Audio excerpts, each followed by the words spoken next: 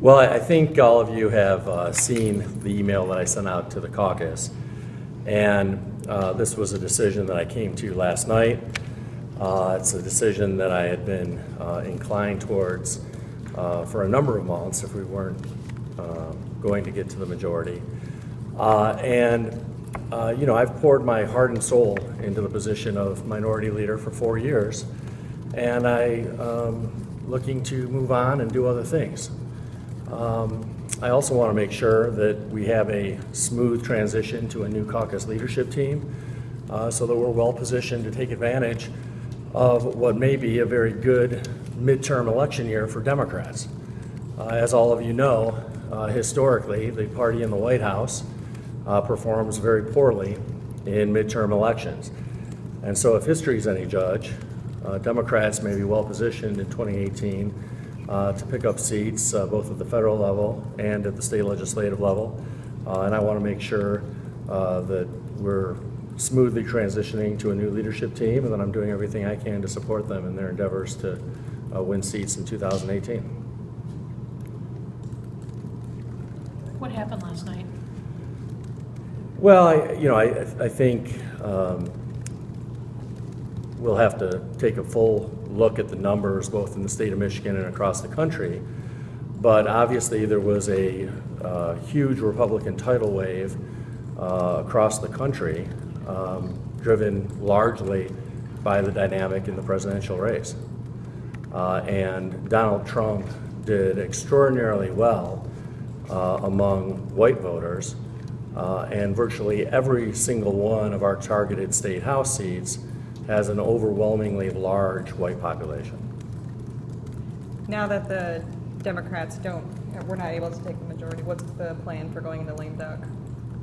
Well, the plan is what the plan was always going to be in lame duck. We're always going to have this number of Democrats in the state house for the next 2 months.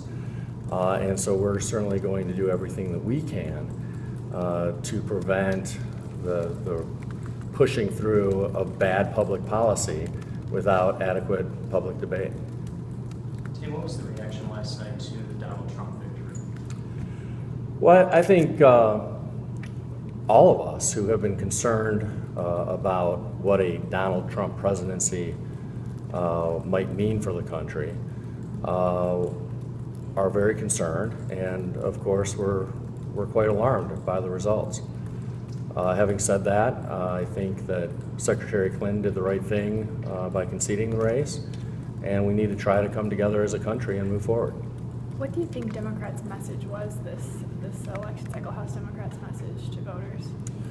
Well, I think there were a few messages, but I think the most important message was that as the economy grows in Michigan, we need to make sure that we do more to ensure that growing economy is benefiting all Michiganders and not just those at the very top.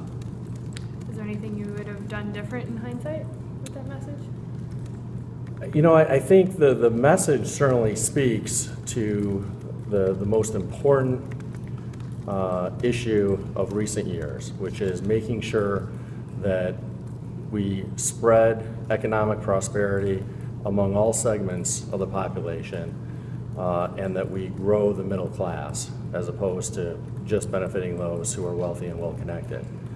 Having said that, I think Democrats at all levels need to do a lot of introspection to see and determine why we're not connecting with a sizable amount of the electorate. Is there anyone you're going to back for leader, or are you going to let the caucus decide that? Well, ultimately, it's up to the caucus, and I'm not going to be heavily or publicly advocating for any one person. I think that first of all, we don't even know for sure who's running yet, and so we'll see who the candidates are. But also, my guess is that there are several well-qualified people who may emerge.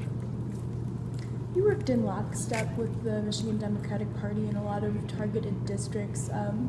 What should their next steps be, and do you expect that Brandon Dillon or leadership there would step aside or should step aside? Brandon did a great job, and I think the Michigan Democratic Party has been extremely well run the past year and a half or so under his leadership. I really don't know that there's anything more that the Michigan Democratic Party itself could have done in terms of party functions, regarding trying to communicate with voters, trying to encourage voters to get out and vote. I think that the state party did everything physically possible. I think the broader questions for Democrats are what is it about the Democratic brand? What is it about the Democratic presidential candidate this election cycle that is failing to connect with large numbers of voters? Is Michigan still a blue state? Well, I think time will tell. Obviously, we've had Republican control of every single branch of state government for 6 years now, and we'll see that continue for at least another 2 years. And a Republican presidential candidate won the state's electoral votes for the first time since 1988. So at the moment, I think it's safe to conclude that Michigan is, in fact, a Republican state, but whether that actually remains true over the coming several years has yet to be seen.